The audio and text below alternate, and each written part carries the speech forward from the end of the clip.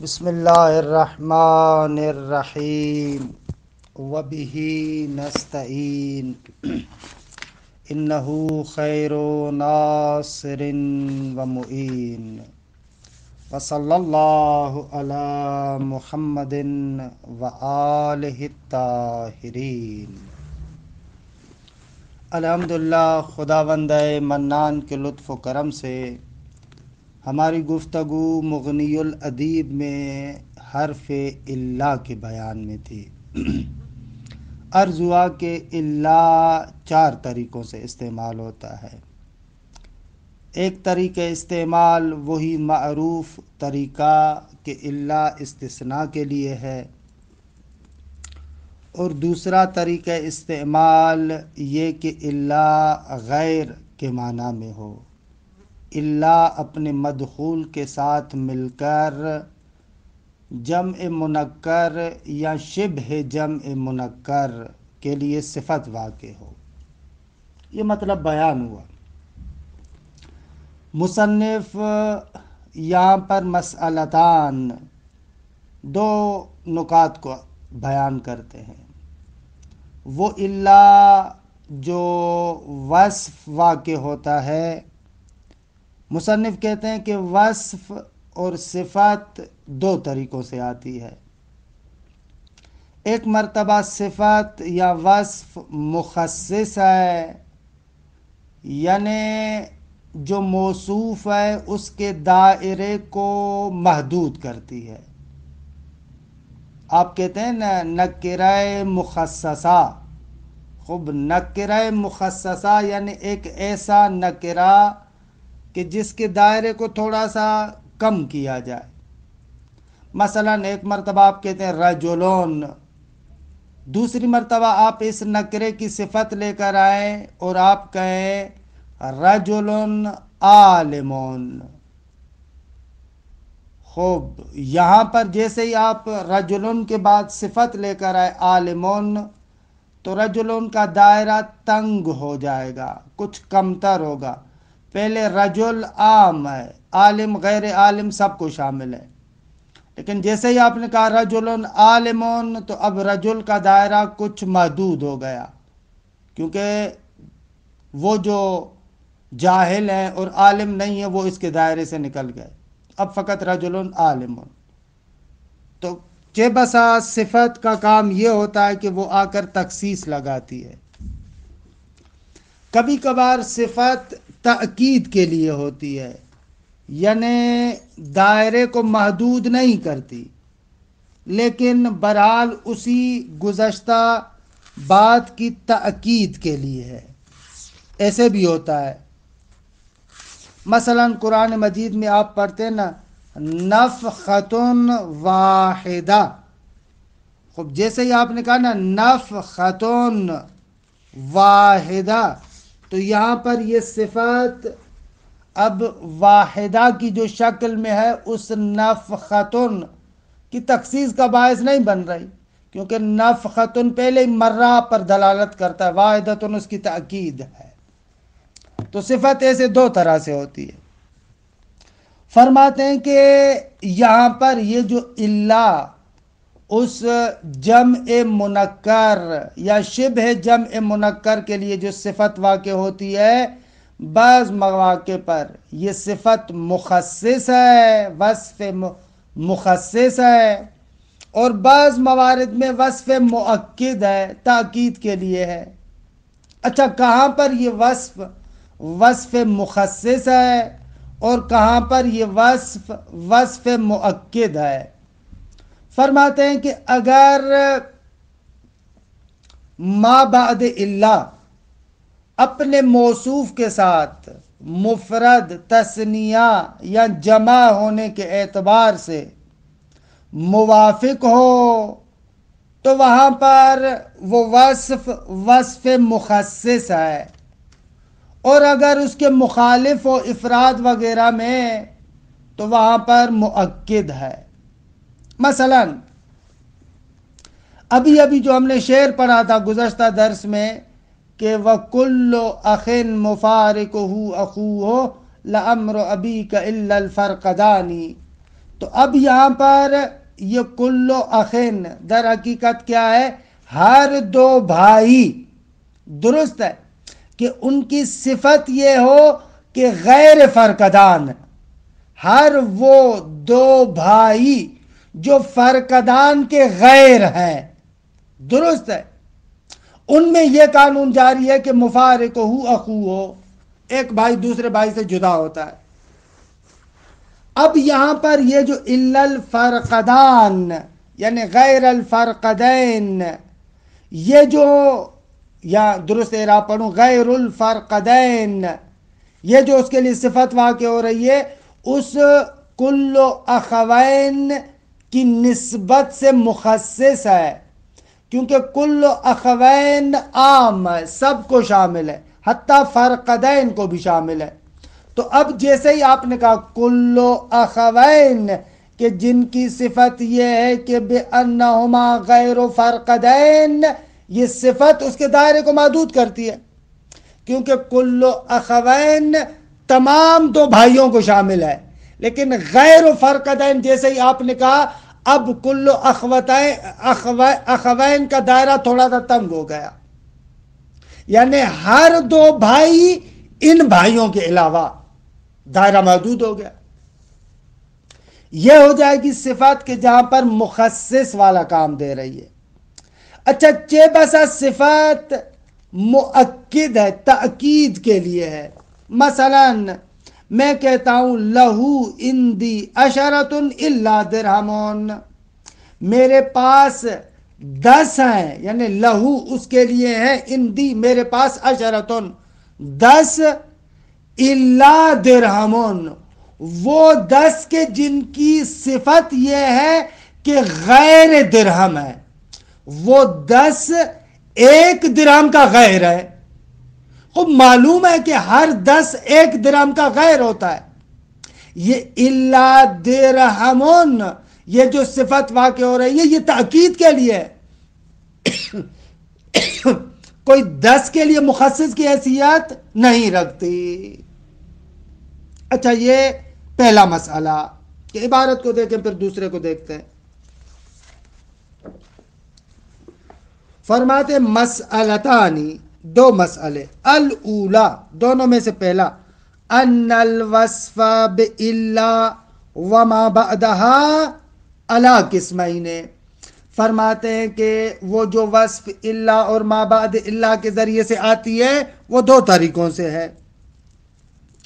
احدہما، ان میں سے پہلی قسم یہ ہے کہ ان یطابق ما بعد الا، ان یطابق موصوفہا فی الافراد او غیرہ، کہ الا کا جو ما بعد ہے وہ اپنے موصوف کے ساتھ افراد یعنی ایک ہونے میں، مفرد ہونے میں، اور غیر افراد میں مطابق ہو۔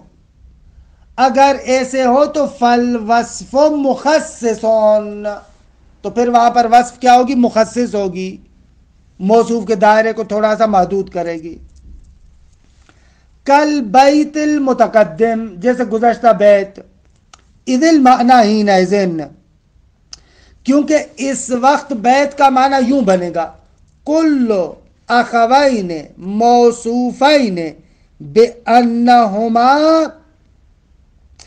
غیر الفرقدین، ہر وہ 2 بھائی کہ جن کی صفت لائی جاتی ہے اس طریقے سے کہ وہ فرقدین کے علاوہ ہے۔ خب یہاں پر ظاہر سی بات ہے کہ کل اخوین کا دائرہ محدود ہو گیا، کیونکہ پہلے کل اخوین سب کو شامل ہے، فرقدین کو بھی شامل ہے، لیکن جیسے ہی آپ صفت لے کر آئے ہر وہ 2 بھائی کہ جو ان 2 ستاروں کے علاوہ ہو، خب دیکھیں دائرہ محدود ہوا، حد اقل یہ 2 ستارے اس سے خارج ہو گئے۔ ثانیہما، اور دوسری قسم کیا ہے؟ ان یخالفہ، یعنی ان یخالف ما بعد الا موصوفہ، یعنی ما بعد الا اپنے موصوف کے ساتھ مخالف ہو، کس چیز میں؟ افراد وغیرہ میں۔ تو کیا ہوگا؟ فالوصف مؤکدون، اس صورت میں وصف کیا ہوگی؟ مؤکد ہوگی، تاکید کے لیے، یعنی تخصیص نہیں ہے۔ لہو اندی عشرۃ الا درہمون، اس کے لیے ہے میرے پاس 10 درہم، 10 کہ جن کی صفت یہ ہے کہ وہ 1 درہم کا غیر ہے۔ خوب معلوم ہے کہ ہر 10 1 کا غیر ہوتا ہے۔ لأن المعنی، کیونکہ اس کا معنی کیا ہے، عشرۃ، کہ جو موصوفۃ بانہا غیر درہمین، ایسا عشرہ، ایسا 10 کہ جس کی صفت یہ ہے کہ وہ غیر درہم ہے۔ بھائی ہر 10 غیر 1 درہم ہوتا ہے۔ خب یہ تاکید کے لیے صفت ہے۔ وَكُلُّ عَشَرَةٍ فَهِيَ مَوْصُوفَةٌ بِذَلِكَ، اگر ہر 10 اس صفت کے ساتھ متصف ہوتا ہے، کیونکہ ہر 10 غیر ہوتا ہے 1 درہم کا، کوئی بھی 10 1 درہم تو نہیں ہوتا۔ فَالصِّفَةُ هُنَا مُؤَكِّدَةٌ صَالِحَةٌ لِلْإِسْقَاطِ، فرماتے ہیں کہ یہاں پر یہ جو ہم صفت لے کر آئے ہیں، یہ کیا ہے صفت؟ مؤکدۃن، یہ صفت تأکید کر رہی ہے، اور صالحۃ للاسقاط، اگر آپ اس کو گرا دیں تو معنی میں کوئی خلل پیدا نہیں ہوگا، کیونکہ تاکید کے لیے تمام شد۔ دوسرا مسئلہ فرماتے الا، یہ جو غیر کے معنی میں ہے، اور خود لفظ غیر، ان دونوں میں کیا تفاوت ہے؟ فرماتے ہیں 2 اعتبارات سے الا جو غیر کے معنی میں ہے اور خود کلمہ غیر 2 جہات سے ایک دوسرے سے جدا ہوتے ہیں۔ مثلا پہلا نقطہ یہ ہے کہ اس الا کے لیے جو غیر کے معنی میں صفت واقع ہوتا ہے، اس کے موصوف کو آپ حذف نہیں کر سکتے، لیکن غیر کو اگر آپ استعمال کریں تو اس کے موصوف کو آپ حذف کر سکتے ہیں۔ مثلا آپ کہہ سکتے ہیں جاءنی غیر زید، موصوف کو ذکر نہ کریں، لیکن اگر الا کو آپ یہاں پر ذکر کریں تو غلط ہے، یعنی آپ نہیں کہہ سکتے جاءنی الا زید، غلط ہے۔ یہ ایک نقطہ کہ جس میں دونوں میں تفاوت ہے۔ دوسرا فرق جو الا اور غیر کے اندر ہے وہ یہ ہے، بھائی آپ الا کو وہاں پر لا سکتے ہیں جہاں پر استثناء کرنا ممکن ہو، جہاں پر مستثنی متصل لانا درست ہو، وہیں پر آپ الا کو لا سکتے ہیں، لیکن غیر میں اس طریقے سے نہیں ہے کہ مثال کے اندر تطبیق کرتا ہوں، وہاں پر زیادہ توضیحات عرض کروں گا۔ الثانیتو، خوب دوسرا مسئلہ کیا ہے کہ تفارق الا ہذہ، یہ والی الا جو غیر کے معنی میں ہے، یہ جدا ہوتی ہے غیرن، غیر سے، من وجہین، 2 اعتبار سے۔ یہ الا جو غیر کے معنی میں ہے خود کلمہ غیر سے 2 اعتبارات سے مختلف ہے۔ احدہما، ان جہات میں سے پہلی جہت، انہو لا یجوز حذف موصوفہا، شان یہ ہے کہ جائز نہیں ہے اس الا کے موصوف کو حذف کرنا، لہذا لا یقال جاءنی الا زید، نہیں کہہ سکتے آپ، موصوف ذکر نہیں ہے، جبکہ وہ یقال جاءنی غیر زید، غیر زید آپ کہہ سکتے ہیں، تمام شد۔ ثانیہما، اور دوسرا فرق کیا ہے کہ انہو، شان یہ ہے کہ لا یوصف بہا، اس الا کے ذریعے سے صفت نہیں لائی جا سکتی، الا حیث یصح الاستثناء، مگر اس مورد میں کہ جہاں پر استثناء لانا درست تھا، جہاں پر استثناء لانا درست ہے اسی جگہ پر آپ الا کو غیر کے معنی میں لا کر ما قبل کے لیے صفت بنا سکتے ہیں۔ مثلا فیجوز اندی درہمون الا دانکون، دانک کہتے ہیں درہم کا چھٹا حصہ، تو کہتے ہیں میرے پاس درہم ہے الا دانکون، ایسا درہم کہ جس کی صفت یہ ہے کہ غیر دانے کا ہے. درست ہے؟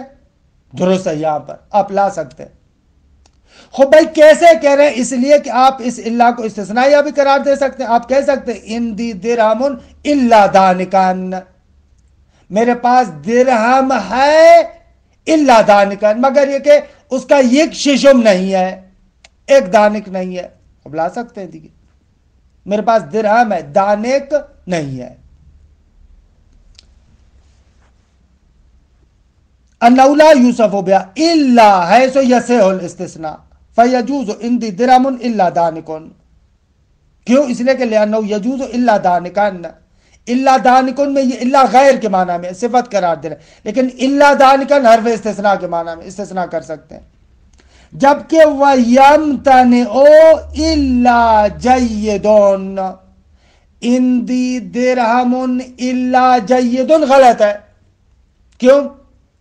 اس لیے کہ یہاں پر آپ الا جیدن حرف استثناء نہیں لا سکتے.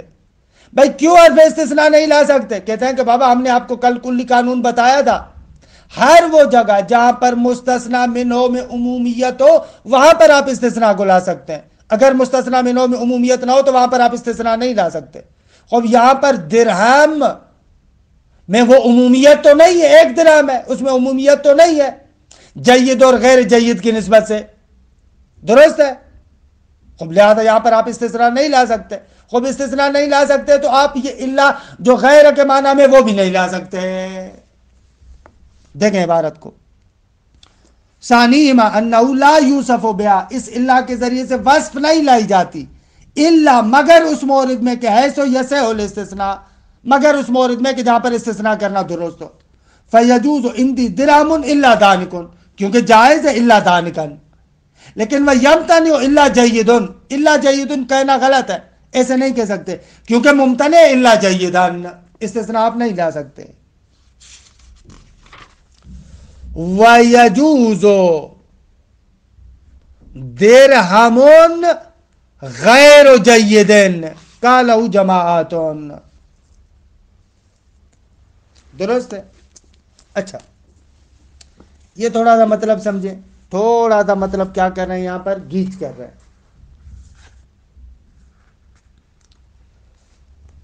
بعض حضرات جو یہاں پر ہیں انہوں نے پلٹ کر ایراد کیا ہے، اعتراض کیا ہے.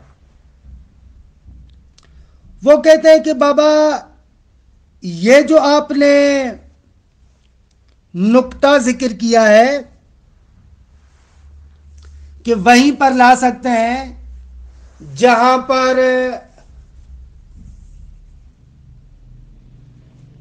استثناء کو لایا جا سکتا ہو. خب تو اس صورت میں وہ جو آیہ کریمہ تھی لو کان فیہما آلیۃ الا اللہ لفسدتا، اس کو کیسے حل کریں گے؟ ہاں وہاں پر تو آپ نے خود ہمیں بیان کیا تھا کہ حرف استثناء نہیں آ سکتا، اللہ کو آپ حرف استثناء قرار نہیں دے سکتے، لیکن اس کے باوجود آپ نے وہاں پر غیر کے معنی میں استعمال کیا ہے. خب اس کا کیا جواب دیں گے آپ؟ وہاں پر تو آپ نے غیر کے معنی میں کیا جبکہ اللہ وہاں پر نہیں لا سکتے تھے. لہذا بعض لوگ اس کے بالکل برعکس ہو گئے. بعض لوگوں نے اس طریقے سے کہنا شروع کر دیا کہ اصلاً یہ اللہ جو غیر کے معنی میں وہیں پر لا سکتے ہیں جہاں پر استثناء ناممکن ہو، وہاں پر لائیں گے. اگر استثناء ممکن ہو تو وہاں پر غیر کے معنی میں نہیں ہوگا. بعض نے ایسے کہنا شروع کر دیا.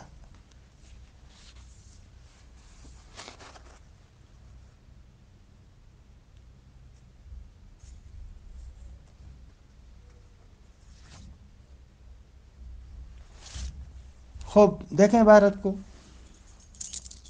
ثانیہما انہ لا یوصف بہا الا حیث یصح الاستثناء فیجوز عندی درہم الا دانکن لانہ یجوز الا دانکن، جبکہ ویمتنع الا جید لانہ یمتنع الا جیدان. خوب ویجوز درہم غیر جیدن،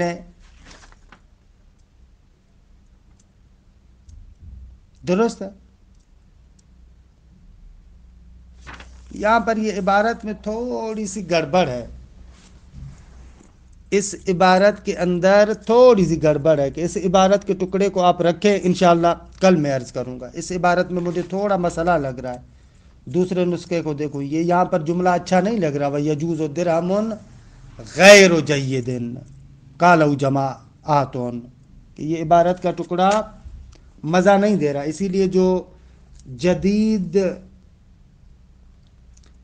تصحیح کے ساتھ ہے وہاں پر یہ اصلاً لفظ نہیں آیا، تو یہاں پر یہ کیوں ذکر کیا ہے، انشاءاللہ اس کو رہنے دے، اس کو میں کل آپ کی خدمت میں عرض کروں گا کہ یہ آیا نسخہ ہونا چاہیے یا نہیں ہونا چاہیے، یہ آخری والا لفظ، اس کو رہنے دیں۔ اچھا آگے چلیں۔ وَقَدْ يُقَالُ إِنَّهُ مُخَالِفٌ لِقَوْلِهِمْ فِي لَوْ كَانَ فِيهِمَا آلِهَةٌ إِلَّا اللَّهُ لَفَسَدَتَا، خب چہ بسا کہا جاتا ہے کہ بھائی یہ جو آپ نے شرط لگائی ہے کہ غیر اللہ کی معنی میں تبھی آپ لے سکتے ہیں جہاں پر استثناء ممکن ہو، تو پھر یہ تو آپ کی اس آیہ کریمہ کے مخالف ہے۔ وقت یقال چہ بسا کہا جاتا ہے کہ انہو یہ جو آپ نے شرط لگایا ہے مخالف لقولہم، نحات کے اس قول کے مطابق کہ لو کان فیہما آلہۃ الا اللہ لفسدتا، اس کے برخلاف ہے، کیونکہ آپ نے ہمیں بتایا کہ یہاں پر اللہ کو آپ استثناء یہ نہیں لے سکتے، خب اس کے بعد بھی آپ غیر کے معنی میں لے رہے ہیں۔ وشرط ابن الحاجب فی وقوع الا صفتان تعذر الاستثناء، اسی لیے ابن حاجب کہتا ہے کہ اللہ کو صفت کے معنی میں اسی وقت لیں گے جب استثناء متعذر ہو، جب استثناء کے معنی میں نہیں لے سکتے اس وقت آپ اللہ کو صفت کے معنی میں لیں، وگرنہ نہیں لے سکتے، یعنی اس شرط کے بالکل برعکس۔ وجعل من الشاذ قولہ، شاعر کے اس قول کو شاذ قرار دیا ہے اس نے، کہ یہاں پر آپ اللہ بھی قرار دے سکتے ہیں لیکن غیر کے معنی میں بھی ہے، کہہ رہے یہ شاذ ہے۔ وَكُلُّ أَخٍ مُفَارِقُهُ أَخُوهُ لَأَمْرُ أَبِيكَ إِلَّا الْفَرْقَدَانِ، کہ کل اس شعر کو پڑھا بھی تھا، کہہ رہے یہ شاذ ہے۔ خب تمام شد، اللہ یا استثناء کے معنی میں یا غیر کے معنی میں۔ تیسرا معنی کہ یہ آپ نے نہیں سنا ہوگا، اللہ عاطفہ ہے، اللہ واو کی طرح عاطفہ کے معنی میں بھی آتا ہے، بعض لوگوں نے کہا ہے، اور ایک قرآن مجید کی آیت کو بھی ذکر کیا ہے، دیکھیں آسان ہے۔ الثالث ان تکون عاطفۃ بمنزلۃ واو فی التشریک فی اللفظ والمعنی، اگر یہ اللہ عاطفہ ہوتا ہے واو کی منزلت پر کہ معطوف اور معطوف علیہ کو، یعنی اپنے مدخول کو اپنے مستثنی منہ جو اس سے پہلے والا ہے اس کے ساتھ شریک کرتا ہے، لفظ میں بھی معنی میں بھی، یعنی وہی جو حرف عاطفہ کا کام ہوتا ہے۔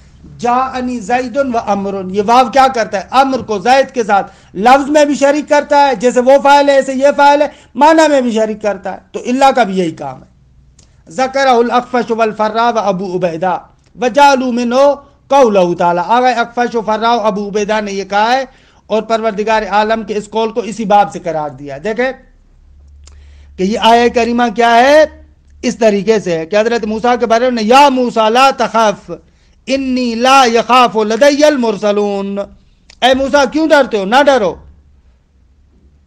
کیوں، بے تحقیق میرے پاس لا یخاف لدی المرسلون، ہماری بارگاہ میں مرسلون جو رسول ہے وہ نہیں ڈرتے، الا من ظلم ثم بدل حسنا بعد سوء، مگر وہ بندہ کہ جس نے ظلم کیا لیکن اس بدی کے بعد پھر توبہ وغیرہ کر کے اچھا ہی کرتا ہے۔ اچھا یہاں پر یہ ترجمہ اصلا اس آیت کا کیا کریں گے، یہ آیہ کریمہ من جملہ ان آیات میں سے جو معرکۃ الآراء مباحث ہیں جس کے بارے میں، کہ یہاں پر استثناء کیا قرار دے رہا ہے، استثناء متصل ہے، مستثنیٰ متصل ہے یا منقطع ہے۔ خب دیکھیں یہاں پر یہ نقطہ آپ کے کام آئے گا، اس نقطے کو سمجھ لیں۔ مستثنیٰ متصل میں وہاں پر جو مستثنیٰ متصل ہوتا ہے اس کے اندر دو خصوصیتوں کا لحاظ ہوتا ہے، دقت کے ساتھ سنیے گا، یہ شاید نقطہ آپ نے نہیں سنا ہوگا۔ مستثنیٰ متصل میں دو خصوصیتیں ہوتی ہیں، ایک وہ مستثنیٰ منہ کا جز ہوتا ہے، دو مستثنیٰ منہ کے حکم سے خارج ہوتا ہے۔ اگر یہ دو خاصیتیں ہوں گی تو مستثنیٰ متصل ہے۔ دقت کریں، دوبارہ تکرار کر رہا ہوں، اگر مستثنیٰ مستثنی منہ کا جز ہو، یا ایک خصوصیت یہ اور دوسری خصوصیت یہ کہ مستثنی منہ کے حکم سے بھی خارج ہو، تو وہاں پر کہا جاتا ہے مستثنی متصل۔ مثلا جاءنی القوم الا زیدن، کہ یہ زید قوم کا جز بھی ہے اور جو قوم کی طرف حکم ہے اس حکم سے اس کو خارج بھی کیا گیا ہے، اسے کہیں گے مستثنی متصل۔ باقی اس کے علاوہ 3 صورتوں میں مستثنی منقطع ہوگا۔ یہ نقطہ ایسا ہے کہ جس کی طرف معمولاً لوگ توجہ نہیں کرتے۔ کیا؟ اس کے علاوہ 3 صورتیں، یعنی ایک صورت یہ کہ مستثنی منہ کا جز نہ ہو لیکن حکم میں دونوں برابر ہوں، وہاں پر بھی مستثنی منقطع ہوتا ہے۔ مستثنی منہ کا جز نہ ہو لیکن دونوں کا حکم ایک ہو، وہاں پر بھی منقطع ہے۔ یا مستثنی منہ کا جز بھی نہ ہو، حکم میں بھی جدا ہو، وہاں پر بھی مستثنی منقطع ہے۔ ہمارے ذہنوں میں مستثنی منقطع کا مورد فقط وہی ہوتا ہے جہاں پر مستثنی منہ کا جز نہیں ہے اور حکم میں بھی اس کے مخالف ہے۔ مثلا جیسے جاءنی القوم الا حماران، یہاں پر حمار نہ قوم کا جز ہے نہ حکم میں اس کے ساتھ شریک ہے، دونوں چیزوں میں اس سے جدا ہے۔ یعنی قوم کی طرف جو آنے کا حکم ہے وہ بھی اس حمار کے لیے نہیں ہے اور نہ ہی حمار قوم کا جز ہے۔ لیکن کبھی کبھار مستثنی منقطع کی صورت دوسری بن جاتی ہے، مستثنی منہ کا جز تو نہیں ہے لیکن حکم میں اس کے ساتھ کیا ہے؟ حکم میں اس کے ساتھ کیا ہے؟ شریک ہے، موافق ہے۔ مثال جیسے یہ آیہ کریمہ ہے کہ یہاں پر جو لا یخاف لدی المرسلون، مرسلون مستثنی منہ ہے، الا من ظلم ثم بدل حسنا بعد سوء، یہ مرسلون میں داخل نہیں ہے کیونکہ یہ عام گناہگار بندے کی بات ہو رہی ہے، وہ مرسلون میں داخل نہیں ہے۔ پس یہاں پر مستثنی منہ میں داخل نہیں ہے لیکن حکم دونوں کا ایک ہی ہے۔ یعنی یہاں پر ہم یہ کہنا چاہ رہے ہیں کہ خدا کی بارگاہ میں جو مرسلون ہیں، جو رسول ہیں، وہ بھی نہیں ڈرتے اور وہ مومن بھی نہیں ڈرتے، جو آغاز میں تو ظلم کرتے لیکن بعد میں کیا ہے؟ توبہ کر لیتے، وہ افراد بھی خدا کی بارگاہ میں خوف نہیں کھاتے۔ دیکھ رہے؟ یہ تھوڑا سا عجیب ہے۔ یعنی مستثنی منہ کا جز نہیں ہے لیکن حکم دونوں کا ایک ہی ہے۔ یعنی جو لا یخاف لدی المرسلون، جو لا یخاف مرسلون کے لیے حکم ہے وہی لا یخاف الا من ظلم ثم بعد حسنا بعد سوء ان کے لیے ہے، اس کے لیے بھی وہی حکم ہے۔ کہ یہ بہت دقیق نقطہ ہے، اس کی طرف معمولاً متوجہ نہیں ہوتے آپ بحث استثناء میں۔ خب ممکن ہے آپ کے ذہن میں سوال ہے اگر دونوں کا حکم ایسا ہے تو پھر اس الا اور استثناء کرنے کی ضرورت کیا ہے؟ بھائی اگر آپ کہہ رہے ہیں لا یخاف لدی المرسلون، اس کا جو حکم ہے وہی حکم ہے الا من ظلم ثم بعد حسنا بعد سوء، اس کا بھی وہی حکم ہے۔ خب اگر حکم ایسا ہے ایک کیا تو پھر استثناء کرنے کا فائدہ؟ مستثنیٰ کیوں کیا ہے؟ جواب ایک توہم کو دور کرنے کے لیے، کیونکہ جیسے ہی ہم نے کہا نا لا یخاف لدی المرسلون تو ممکن ہے کسی کے ذہن میں آ جائے کہ پس مرسلون کے علاوہ بقایا جتنے بھی ہیں وہ ڈرتے ہیں، تو ہم کہتے ہیں کہ بابا بقایا جتنے بھی ہیں سارے کے سارے ڈرتے نہیں ہیں، ان میں بھی بعض ایسے ہیں کہ جن کے لیے یہ ہے کہ خدا کی بارگاہ میں نہیں ڈرنا چاہیے، الا من ظلم ثم بدل حسنا بعد سوء، ان کے لیے یہ ہے کہ وہ بھی خدا کی بارگاہ میں نہ ڈریں۔ دقیق نقطہ ہے، لطفاً اس پر تأمل کیجئے گا۔ اگر صحیح طریقے سے آپ سمجھ لیں نا، قرآن مجید میں 10-15 آیتیں ہیں جن 10-15 آیتوں کے بارے میں معرکۃ الاعلیٰ گفتگو ہے کہ وہاں پر مستثنی منقطع ہے یا وہاں پر مستثنی متصل ہے، جھگڑا لگا ہوا ہے، بہت سارے لوگوں نے وہاں پر اختلاف کیا، بھئی یہاں پر مستثنی منقطع کیسے ہو سکتا ہے؟ حکم وہی ہے نہیں ہے، اس کی جز میں مستثنی منہ میں داخل ہے نہیں داخل ہے، کیسے ہے؟ اس کا جواب ایسے ہو جاتا ہے کہ بس اصل یہ جو کلی قانون ہے کہ مستثنا متصل میں دو قیودات کا ہونا ضروری ہے. ایک مستثنا من ہو کہ جنس میں ہو، یعنی اس کا جز ہو، اس میں داخل ہو، اور دو اس کے حکم سے خارج ہو. وَإِلَّا تین صورتیں بنتی ہیں. وَإِلَّا اصلاً مستثنا من ہو میں داخل بھی نہ ہو اور اس والا حکم بھی نہ ہو تو بھی منقطع. داخل تو ہے لیکن حکم وہ نہیں ہے تو بھی منقطع، یا داخل نہیں ہے لیکن حکم وہی ہے تو بھی منقطع. جاءنی القوم لا سیما زیدن یا زیدن یا زیدن، تینوں اعراب جائز ہیں. اب یہاں پر بھی بحث کرتے ہیں کہ بھئی یہ کیسا استثناء ہے. جاءنی القوم لا سیما زیدن، یہ کیسے ہے؟ اس کو کیسے حل کریں گے؟ یہ مستثنا متصل ہے یا منقطع ہے؟ اب ہمارے قانون کے اعتبار سے یہ کیا ہونا چاہیے؟ مستثنا منقطع ہونا چاہیے. کیوں؟ اس لیے کہ درست ہے کہ زید قوم کا جز ہے، اس میں داخل ہے مستثنا منوں میں، لیکن حکم میں اس کے مخالف نہیں ہے، حکم میں اسی کے ساتھ ہے. لہذا اس کو بھی کہیں گے یہ بھی مستثنا منقطع ہے کہ ھذا شیء عجیب. کیونکہ ہم لوگوں نے ذہن میں فقط یہ سوچا ہوا کہ مستثنا منقطع وہاں پر ہوتا ہے جہاں پر مستثنا منوں کا جز نہ ہو. خب اگر مستثنا منوں کا جز ہو تو حتماً متصل ہوگا. نا عزیز من، فقط اس کا جز ہونا مستثنا متصل کے لیے کافی نہیں ہے بلکہ ما قبل کے حکم کے ساتھ بھی مخالف ہو. لیکن جاءنی القوم لا سیما زیدن میں حکم میں مخالف نہیں ہے، وہی حکم ہے. لہذا اس کو بھی کہتے ہیں مستثنا منقطع ہے. درست ہے؟ توجہ فرمائے. الثالث ان تکون عاطفۃ بمنزلۃ الواو فی التشریک، واو کی منزلت پر ہے. کس بات میں منزلت میں؟ فی التشریک فی اللفظ والمعنی، لفظ اور معنی میں شراکت کے لحاظ سے. ذکرہ الاخفش والفراء وابو عبیدہ وجعلوا منہ قولہ تعالی لا يخاف لدی المرسلون الا من ظلم ثم بدل حسنا بعد سوء، سوائے اس بندے کے کہ یہ بھی اسی لا یخافوں میں شامل ہے. درست ہے؟ لیکن آغا کہہ رہے ہیں، آغا اخفش اور آغا فرا کہہ رہے ہیں کہ یہ الا لا کے معنی میں ہے، کیونکہ معنی تو یہی کر رہا ہے نا کہ میری بارگاہ میں مرسلون بھی نہیں ڈرتے اور وہ لوگ بھی نہیں ڈرتے، ان کو بھی نہیں ڈرنا چاہیے جنہوں نے شروع میں ظلم کیا اور بعد میں توبہ کر لیا. کہتے ہیں اے ولا من ظلم، اور وہ لوگ بھی لا یخاف لدی. البتہ وتأولہ الجمہور علی الاستثناء المنقطع، خوب لیکن جمہور نے تعویل کی ہے کہ یہاں پر استثناء منقطع ہے. کہ یہاں پر دیکھیں ابن ہشام نے اس نقطے کی جانب اشارہ کیا ہے. یہ جو وتأولہ الجمہور علی الاستثناء المنقطع، یہ اسی وقت عبارت آپ کے لیے روشن ہوگی جب جو بندہ حقیر نے آپ کے سامنے مطالب عرض کیے ان مطالب کو اچھے طریقے سے سمجھے. کہ معمولاً یہاں پر شراح نے بھی اچھی توضیحات نہیں دی، مقصد یہ ہے. الرابع، یہ زائدہ ہے.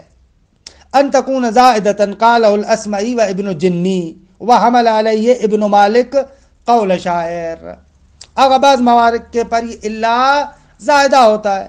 آگا اسمعی اور ابن جنی نے یہ بات کہی ہے، اور اسی زائدہ ہونے پر ابن مالک نے شاعر کے اس قول کو حمل کیا ہے. شاعر کیا کہتا ہے؟ شاعر کے شعر کو دیکھے. ارد دہر الا من جنونا باہلہ وما صاحب الحاجات الا معذبا. شعر کا ترجمہ دیکھے. من جنون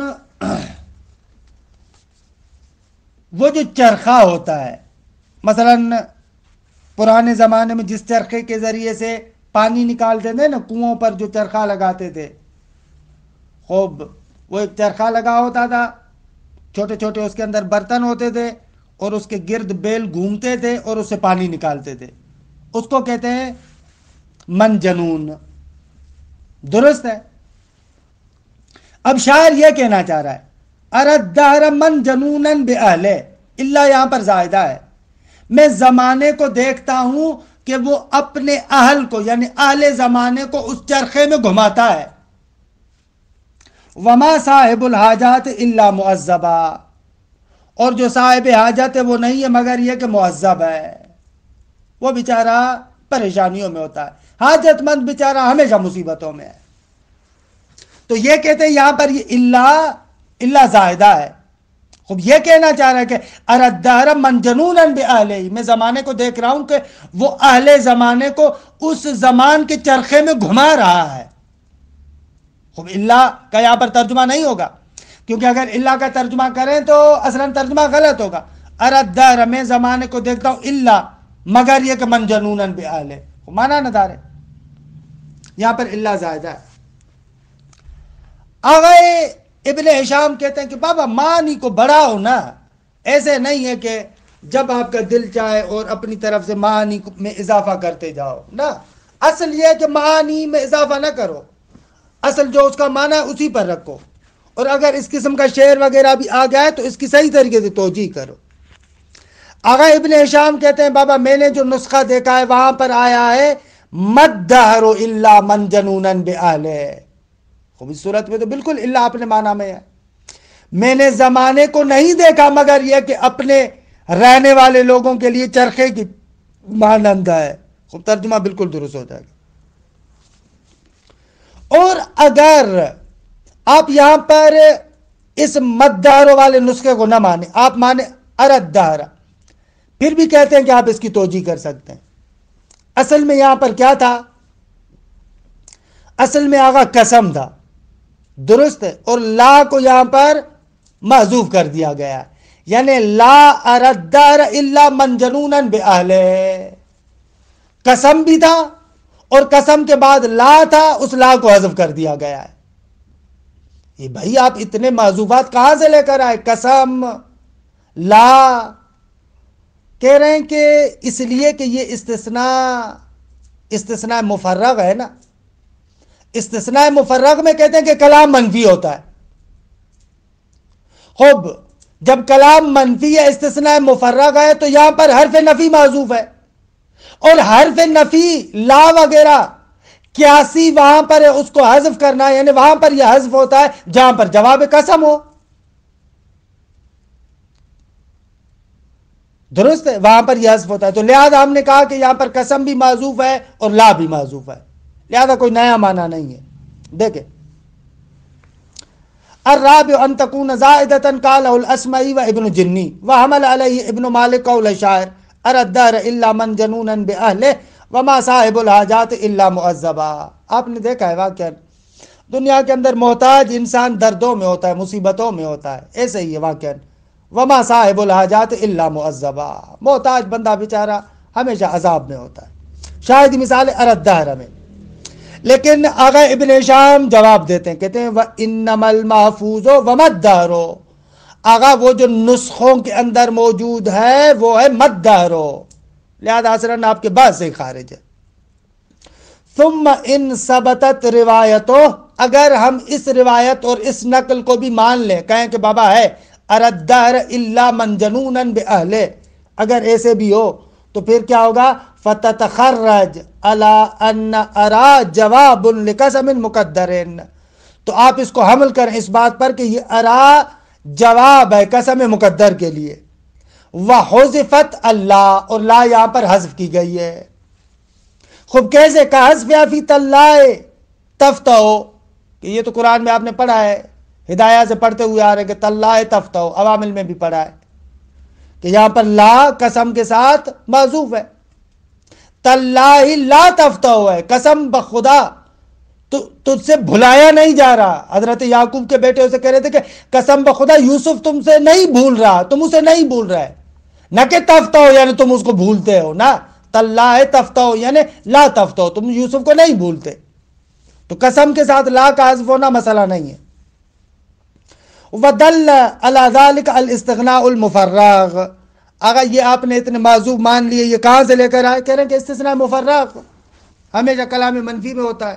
یہ بہترین قرینہ ہے کہ یہ یہاں پر محذوف ہے.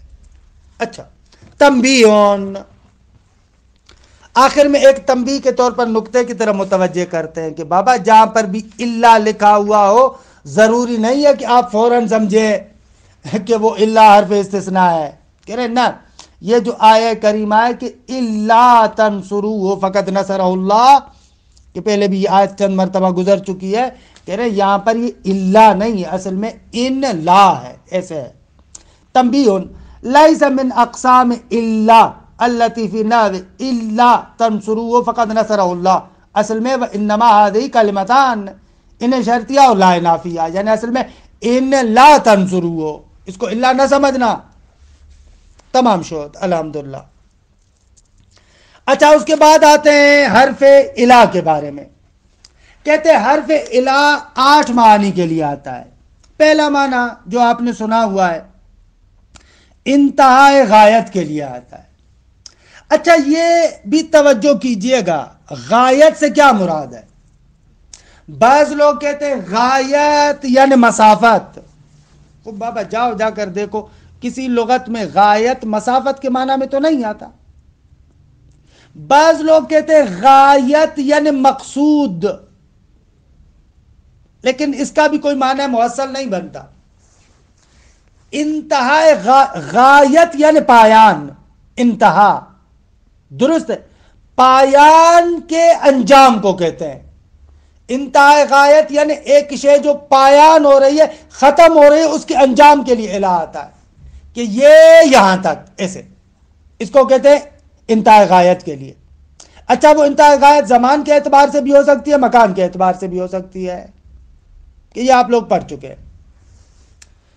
ان قلتا سوال آغا الہ کا جو ما بعد ہے وہ آیا ما قبل کے حکم میں داخل ہے یا داخل نہیں ہے؟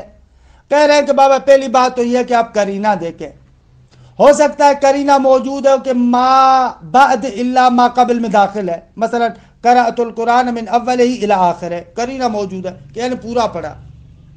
ہو سکتا ہے کہ قرینہ موجود ہو کہ ما بعد الا ما قبل میں داخل نہیں ہے، ثم اتم الصیام الی اللیل، ما بعد ما قبل میں داخل نہیں ہے۔ اگر قرینہ نہ ہو تو کیا کریں گے؟ یہاں پر اختلاف ہے کہ عبارت کو دیکھیں۔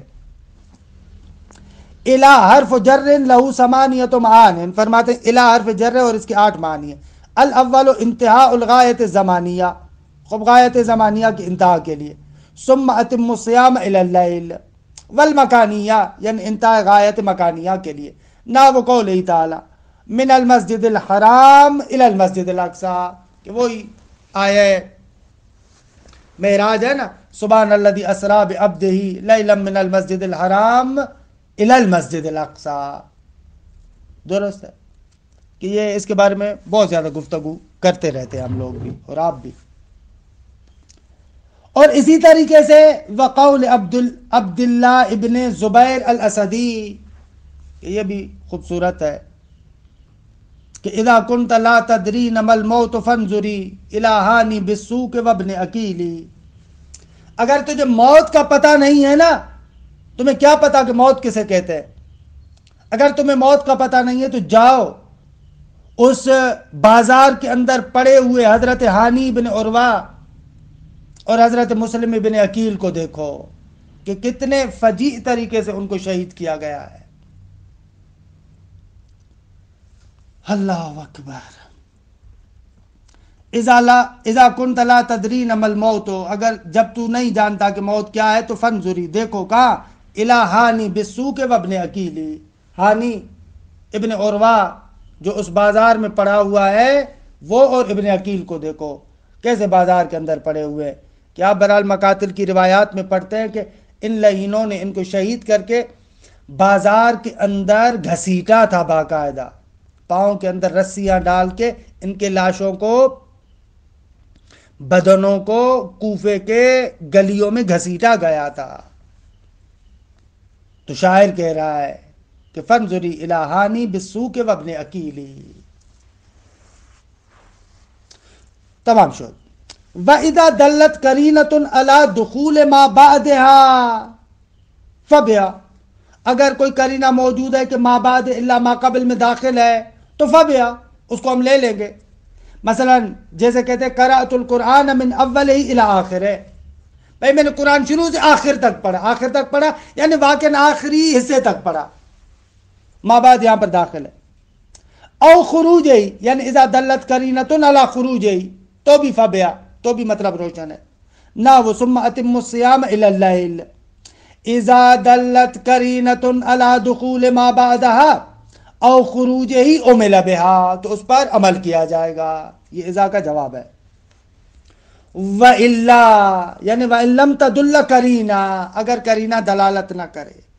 فقیل، تو اب یہاں پر اختلاف ہے. بعض کہتے ہیں یدخل ما بعد الا داخل ہوگا ان کان من الجنس، اگر ما قبل کے جن سے ہو. اگر وہی جنس ہے تو داخل ہے، اگر وہی جنس نہیں ہے تو داخل نہیں ہے.